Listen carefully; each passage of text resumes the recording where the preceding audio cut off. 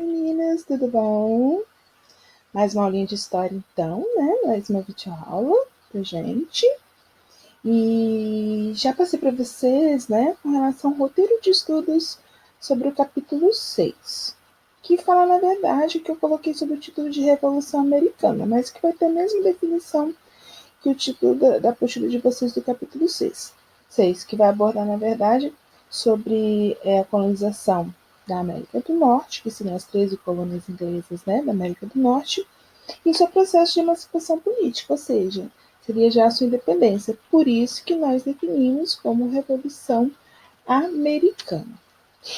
Esse tipo de colonização a gente classifica como colonização de povoamento, que já foi o diferencial com o restante das colônias, né, com as demais colônias. Nem seria o certo usar o termo restante, mas as demais colônias do continente americano, mais precisamente, né, da América Latina, que seria justamente a América Central e a América do Sul. Nós dizemos que essas colônias elas sofreram um processo de colonização de exploração. Já as colônias, né, do norte, elas já sofreram um processo de colonização de povoamento.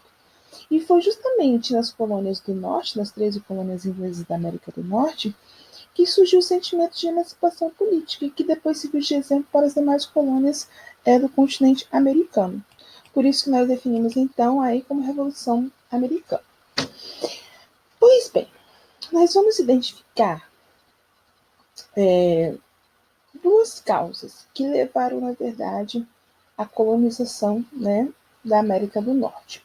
Quando nós estudamos sobre as revoluções inglesas, nós vimos que, na verdade, teve o processo dos cercamentos, né, que com isso gerou um alto índice de desemprego para os camponeses, não deixando a agricultura de ser praticada, mas, na verdade, a economia inglesa foi focada praticamente totalmente para a criação de ovelhas, já que era uma fonte de lucro muito rápida, e também a questão religiosa, né, que nós vimos, os puritanos versus os anglicanos, aí tinha um certo desentendimento, né, religioso.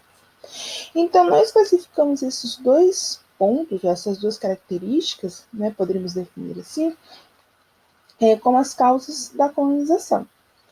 Uma seria de ordem econômica, que seriam os cercamentos, e a outra seria de ordem religiosa, que seria esse conflito entre puritanos e anglicanos. Né?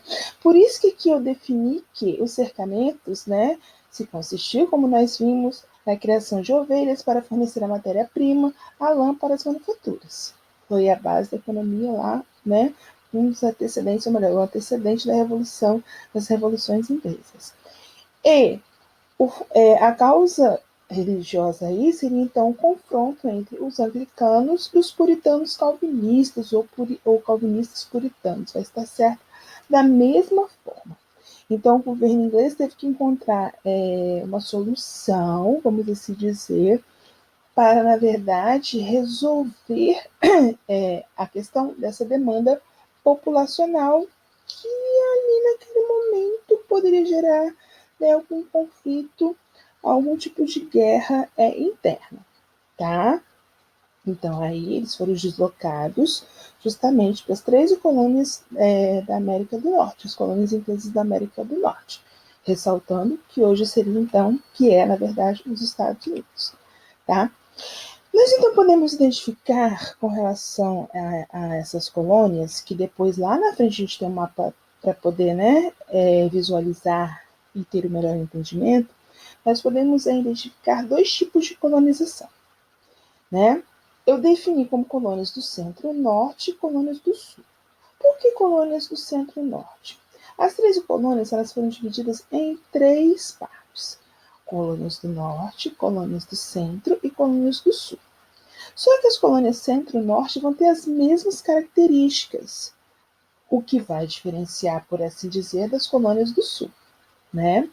Então, as colônias do centro e norte, elas vão, na verdade, ser semelhantes ao que era realizado, ao que era produzido na metrópole inglesa, né, na Inglaterra. E aí eu defini da seguinte forma: as colônias do centro e norte são colonização de povoamento, né? Então a gente identifica uma colonização de povoamento das famílias, né? que vieram para cá justamente com esse intuito, com esse objetivo de colonizar a América do Norte. Então, colonização de povoamento de pequena e média propriedade. Esse trabalho se consistia em trabalho familiar. Então, por isso, ressaltando aí a questão das famílias. A produção era diversificada, por isso que nós definimos como policultura, né? Então, eles cultivavam vários produtos, obviamente, aqueles produtos que poderiam ser comercializados, né, internamente, e que aí iria dar para eles o lucro necessário para que eles pudessem continuar investindo. E nós definimos que essas colônias, né, centro-norte, elas atendiam o mercado consumidor interno, tá? O que vai ser o diferencial depois das colônias do sul. Então, seria o mercado consumidor interno. Já as colônias do sul, elas são caracterizadas pelo sistema de plantation. Você já deve ter estudado isso, principalmente com relação à geografia, né? Então, o sistema de plantation, ele é caracterizado por 4 elementos. A grande propriedade, ou latifúndio, a mão de obra, que é escrava, a monocultura, que seria o cultivo de um único produto, e atender o mercado externo, que nesse caso seria a metrópole inglesa. Então, iria se cultivar produtos ao qual atendesse a necessidade do mercado consumidor inglês. Por que as colônias centro-norte elas não atendiam? Porque o que era produzido na Inglaterra também era produzido nas colônias do centro-norte. Então, tinha um porquê, por assim dizer, né, eles atenderem a metrópole inglesa. Tanto que nós classificamos com relação às colônias do centro-norte, voltando às colônias do centro-norte, um período de abandono, que seria um período de negligência salutar, como seria chamado. Tá? Essa, então, negligência salutar seria justamente esse período de abandono, por assim dizer, da metrópole inglesa com relação às colônias centro-norte. Tá? Já as colônias do sul, a gente caracteriza que foi uma colonização, na verdade, de exploração, pelo fato de identificar o sistema de plantation, como ocorria nas colônias da América Central, que pertenciam à Espanha, e também da América do Sul, né, os demais territórios da América do Sul, e o Brasil com relação a Portugal, que também foi de exploração. Tá? Então, por isso que eu defini aqui nas colônias do sul que era caracterizada pelo sistema de plantation, ou seja, latifúndio, mão de obra escrava, monocultura e mercado consumidor externo. Vocês sabendo esses 4 elementos, já vão matar a charada, já vão matar a questão aí do sistema de plantation, tá? E isso aí, como eu já disse agora há pouco, creio eu, vocês já estudaram em geografia. Aqui nós temos um mapa referente, né, a 1776, e aqui o menorzinho, né, que a gente identifica justamente a América do Norte. E aqui em vermelho seriam as 13 colônias inglesas da América do Norte. Elas começaram bem pequenininhas, eram bem pequenas. Depois é que, com o passar do tempo, elas foram então ganhando espaço, conquistando terras, através de acordos, através de compra, através de guerras também, né? Que aí formou-se, então, por assim dizer, a América, né, os Estados Unidos da América do Norte. E aqui abaixo nós temos a América Central e a América do Sul, que nós denominamos de América Latina, né? Então, as colônias centro-norte, ou melhor, as colônias que correspondem às 13 colônias inglesas da América do Norte, no seu geral, colonização de povoamento. Já as colônias da América Central e da América do Sul já seria uma colonização de exploração. Tá? E aqui estariam justamente essas 13 colônias, né, que compunham, por assim dizer, as 13 colônias inglesas da América do Norte. Então, nós teríamos aqui as colônias do Norte, as colônias, né, do Centro, e as colônias do Sul. Então, Norte seria basicamente centro, né? Porque que a Carolina ela foi dividida. Então, Centro, Norte e Sul, tá? Que sofreram então uma colonização de exploração às colônias do Sul. Esse mapa aqui dá para a gente ter essa visão. Pois bem, A partir daí, então, a Inglaterra ela participou de inúmeras guerras também, né? E, consequentemente, houve uma guerra que nós identificamos Guerra dos 7 Anos, que foi uma guerra entre a França e a Inglaterra. Seria justamente por disputas territoriais na América do Norte. Então, no contexto que compõe hoje os Estados Unidos, ali tinham territórios que pertenciam à própria Espanha, que pertencia à Rússia, à Inglaterra, né? E por aí vai. E a França também tinha territórios na América do Norte. E quando a Inglaterra, ou melhor, quando as 13 colônias, né, por ali formadas, depois, de uma forma gradativa, elas foram conquistando esses territórios, como eu disse, ou através de compra, ou através de acordos, ou através mesmo de guerras para conquistar, para retirar os ativos dali, né, que seriam os índios norte-americanos. Pois bem, essa guerra então de 7 anos foi travada entre França e Inglaterra. O objetivo eu coloquei que lutaram pela posse de áreas da América do Norte, obviamente, né? Que seria então aí a causa principal, o carro-chefe. E no final das contas, quem acabou vencendo essa guerra foram os ingleses. E um acordo foi, na verdade, assinado entre Inglaterra e França, ao qual os territórios conquistados pelos ingleses passariam então a pertencer a eles. Então seria, como eu falo, tudo preto no branco, né? Tudo muito bem estipulado, tudo muito bem acordado, vamos assim dizer. Mas antes de a gente entrar nesse domínio aqui em inglês, tem uma parte da apostila de vocês, lá na página, né, 16 da apostila 2, o capítulo 6, que nós identificamos como comércio triangular. Né? Quando nós vimos agora há pouco sobre a divisão, né, das colônias centro-norte e das colônias centro-sul, nós vimos que nas colônias do sul, o tipo de mão de obra que foi utilizada foi a mão de obra escrava, certo? E aí então que vai entrar a questão, por assim dizer, né, do comércio triangular, para obter justamente essa mão de obra através de um comércio de troca, vamos definir dessa forma.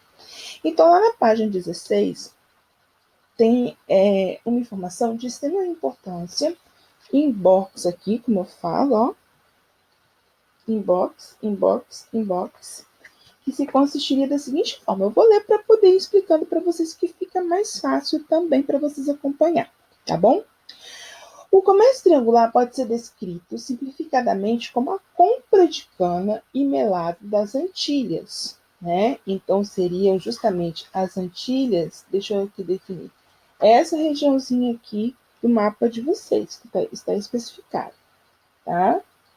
Está muito bem especificada essa região aqui. Então, tem o nome aqui, as Antilhas mais ao sul. Continuando, que seriam transformadas em rum, né? Então, eles obtinham a cana e o melado das Antilhas para transformar isso tudo em uma bebida que era chamada de rum, certo? A bebida obtinha fáceis mercados na África, para onde era levada por navios da Nova Inglaterra e trocada usualmente por escravos. Então era esse o objetivo do rum.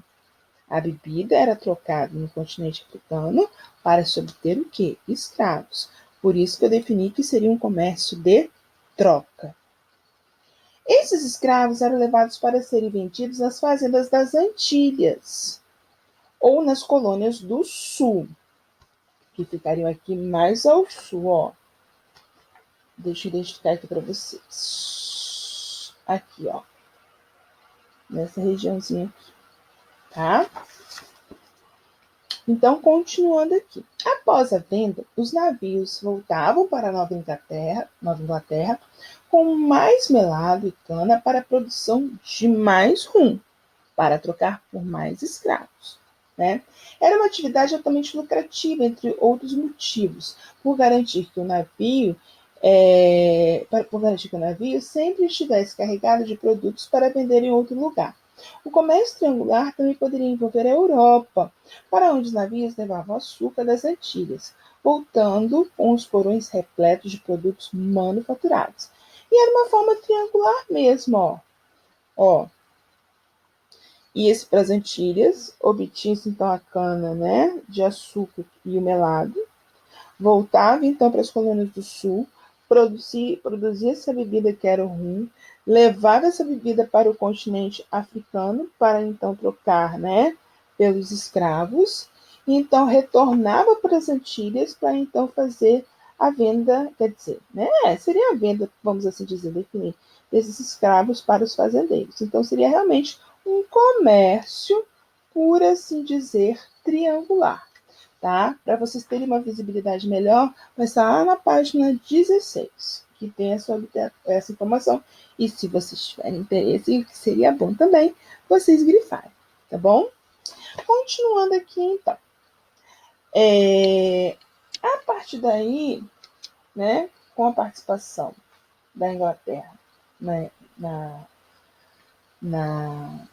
na Guerra dos Sete Anos, consequentemente, mesmo ela vencendo essa guerra,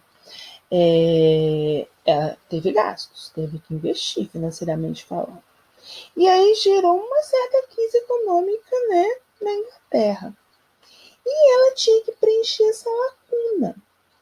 Só que a partir daí já estava começando a influenciar aí o quê? Os ideais iluministas, né, nas colônias centro-norte, mais precisamente. Depois se espalhou também pelas colônias do sul, mas mais para as colônias centro-norte. Eles não tinham um acordo praticamente, quer dizer, tinham um acordo, que era o Pacto Colonial. Lembra do Pacto Colonial? A colônia só poderia comercializar com a sua metrópole. Só que eles não estavam comercializando com a metrópole deles, eles estavam abandonados, a negligência salutar que eu falei para vocês. Isso as colônias centro-norte. Então, a partir daí, eles se questionaram, por que manter esse pacto, esse acordo, se na verdade não tem nenhum tipo de acordo, nenhum tipo de comércio, nenhum tipo aí de compra ou venda, né? Assim vamos definir. Só que para não perder as suas colônias, o que a Inglaterra fez? Criou as chamadas leis. Na apostila de vocês, né? Aqui eu coloquei lei do chá, lei do açúcar, lei do selo, do alojamento e dos intoleráveis. E vai bater lei do açúcar, lei do selo, né? Lei do chá, mas aí aqui tem a lei de coerção, né? Que seria, na verdade, a lei dos intoleráveis, que está ali, né? Escrito, e leis de aquartelamento. É a única lei que vai estar, na verdade, aí fora desse slide, mas aí não tem problema, porque vocês acompanham pela apostila de vocês na página 19, tá? Cada uma delas teve uma função específica, né? Nós temos aqui a lei do chá, lá na página 18 da apostila, que foi criada em 1764, que reduziu em 50% o imposto sobre o melaço estrangeiro, né? Essa notícia seria boa para os colonos se não fosse o fato de que, em contrapartida, estabelecia impostos adicionais sobre vários outros produtos, como açúcar, café, roupas brancas, sedas, vinho e artigos de luxo, né? Essa lei previa que mercadorias produzidas pelos colonos deveriam ser vendidas exclusivamente para quem? Para quem? Para quem? Para quem? Para a Inglaterra, que era a sua metrópole. Aí, então, se intensificando e reforçando o chamado Pacto Colonial, né? E respeitando o monopólio do comércio, que eram justamente as leis que estabeleciam, né, o Pacto Colonial. E para fazer valer a lei, a Inglaterra instituiu uma corte na América com o intuito de fazer fiscalizações, o que desagradou os colonos mais uma vez, né? Por que mais uma vez? Porque eles já estavam, na verdade, em mente com esse processo de emancipação política, de independência. Então, isso aí iria travar tudo aquilo que eles, na verdade, desejavam, tá? Aí nós vamos ter aqui agora a lei do selo, tá? A lei do selo, eu falei da lei do açúcar, a lei do selo, que se consistia da seguinte forma, ainda na página 18 da apostila de vocês. Exigia o uso de papel timbrado especial para todos os documentos públicos. Quais seriam esses documentos, por assim dizer, públicos? Jornais, cartazes, contratos e até mesmo cartas de baralho, né? Então, o jogo era também de extrema importância entre eles.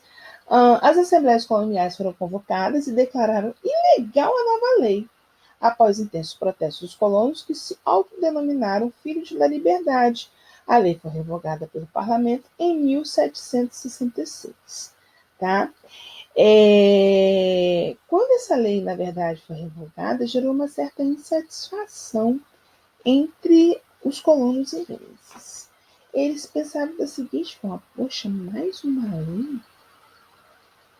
Mais uma lei pra gente? E aí, onde é que fica o nosso processo de emancipação? E a nossa dependência? Né? Então, eles já perceberam que a metrópole inglesa articulou, por assim dizer, para tê-los nas mãos. Aí depois vem, de acordo com a postura de vocês, a lei do chá, de 1773, né? Que tem a seguinte definição. Vou ler também, na página 19. Prejudicava de forma significativa o comércio interno, já que muitos comerciantes se ocupavam em comercializá-lo entre as colônias inglesas. Para demonstrar desprezo por essa medida, além de boicotar o chá trazido à América pela Companhia do Comércio das Índias Orientais, manifestantes do grupo Filhos da Liberdade organizaram em 16 de dezembro de 1773 uma invasão aos navios dessa companhia, que estavam atracados no porto de Boston. Ali, fantasiados de indígenas, os manifestantes despejaram todo o carregamento de chá inglês no mar. Quando foi estipulada, na verdade, a lei do chá, em 1773, só poderia se consumir o chá inglês. Não poderia comprar o chá de nenhuma outra localidade ou de nenhuma outra fonte. Então, uma forma de protestar com relação a isso, né, que os colonos encontraram, seria justamente o que está aqui especificado. Né? Eles se fantasiaram de indígenas, conseguiram entrar no navio inglês que estava, né, atracado em território em Boston, na verdade, né, no porto de Boston, nos Estados Unidos, e ali simplesmente eles pegaram todo o carregamento de chá que tinha e lançaram ao mar. Quando, na verdade, os ingleses ficaram sabendo do fato, quando, na verdade, né, eles tiveram a certeza desse acontecimento, é aí então que vem as outras leis, principalmente a lei dos intoleráveis. Mas havia a lei de coerção, que seria a lei dos intoleráveis, que a postura de vocês cita, e a lei de aquartelamento. Tá? No que se consistiria essa lei dos intoleráveis, de 1774, né? Ordenou o fechamento do porto de Boston, a lei dos intoleráveis. Os colonos foram obrigados a ressarcir o prejuízo do chá e sofreram restrições contra o direito de reunião. Né? E a partir dessas leis dos intoleráveis é que vem então a lei que aqui está sendo apresentada de aquartelamento, ou alojamentos, que aqui também eu coloquei. Vai ter o mesmo significado, é a mesma coisa, a mesma definição, que determinava o quê? Que os soldados britânicos responsáveis por garantir os direitos dos ingleses nas 13 colônias deveriam receber alimentação e acomodação dos colonos. Então, além de serem punidos, eles tinham que ainda dar, né? Eu vou falar o termo guarita, né? Tinha que acomodar, esse que seria o termo correto. Tinha que acomodar ainda os representantes, né? Das 13 colônias, que iriam representar as 13 colônias, que seriam os soldados britânicos, fornecendo alimentação e acomodação a eles para que eles pudessem investigar o que realmente havia acontecido. Só que esse tal fato levou a que ocorresse um outro fato, que seria justamente o massacre de Boston, que é essa imagem aqui que nós vemos, né? Que seria o confronto corpo a corpo entre os soldados das colônias inglesas da América do Norte versus soldados ingleses, né? Obviamente que a dizimação, a morte de colonos foi muito maior do que dos próprios soldados ingleses. Mas foi assim a primeira contestação, manifestação que se obteve para mostrar assim para a Inglaterra: olha só, nós vamos lutar pela nossa independência, não vamos aceitar tudo calado. Nós queremos a nossa emancipação política, né? E aí, então, ele teve esse confronto corpo a corpo, mas teve uma grande dizimação. O que eu quero dizer com isso? Teve um grande número de mortos, justamente com relação ao lado dos colonos ingleses, tá? E aí, então, é que inicia, já lá na página 21 da apostila de vocês, que inicia todo o processo realmente de emancipação política. Vamos dizer que o massacre de Boston foi a gota d'água que faltou para encher o copo, para justamente os colonos, né, ingleses irem mais intensamente em busca da sua emancipação política. E deu certo, tá? Então aí veio as guerras pela independência, nós classificamos algumas batalhas, entre elas a Batalha de Lexington, né, que marcou o início, por assim dizer, dessa guerra, né, de independência, a formação do primeiro e segundo Congresso da Filadélfia, que na apostila de vocês está especificado lá na página 21, então cada um deles teve, né, cada um desses congressos teve sua característica própria. O primeiro Congresso Continental da Filadélfia, né, reuniu de 12 a 13 colônios, apenas a Geórgia, apenas a Geórgia, perdão, não mandou representantes. O que se consistiria, na verdade, esse primeiro congresso continental, né? Nessa ocasião, foi direcionada ao rei inglês uma petição contra as medidas inglesas. E aí estariam inseridas leis que foram implantadas dentro das colônias inglesas na América do Norte. Contudo, o documento declarava, por fim, a lealdade dos participantes ao rei. Então, colocaram um fim, vamos dizer assim, ao pacto colonial e, automaticamente, eles desejavam o quê? A sua independência, a sua emancipação política. Então, tudo iria mudar. Eles iriam implantar uma nova forma de governo, iriam direcionar por conta própria a sua economia, né? E assim sucessivamente. Tratava-se de um claro indício de que a separação não era ainda um objetivo, mas já estava caminhando para isso. A Inglaterra rejeitou, obviamente, a proposta, porque ela não ia querer dar a galinha dos ovos de ouro, né, que seriam essas colônias do norte com as leis, para os colonos, obviamente que não. Então, ela rejeitou a proposta do documento e os colonos, então, organizaram grupos armados chamados Minutemen, que se prepararam para lutar. E realmente ocorreu essa guerra, né?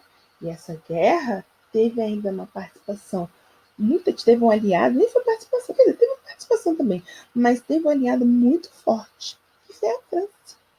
A França é a inimiga número 1 da Inglaterra. A França queria se tornar a primeira potência mundial. Ela queria rebaixar a Inglaterra. Então, quem fosse inimiga da Inglaterra, ela iria automaticamente ajudar. E foi o que realmente ela fez. Ela ajudou os colonos, né, ingleses da América do Norte no processo de independência. Aí, em 1775, um ano depois, veio então o segundo Congresso Continental na Filadélfia, que se constituía da seguinte forma, né? Os integrantes chegaram à conclusão de que a separação era a única via possível.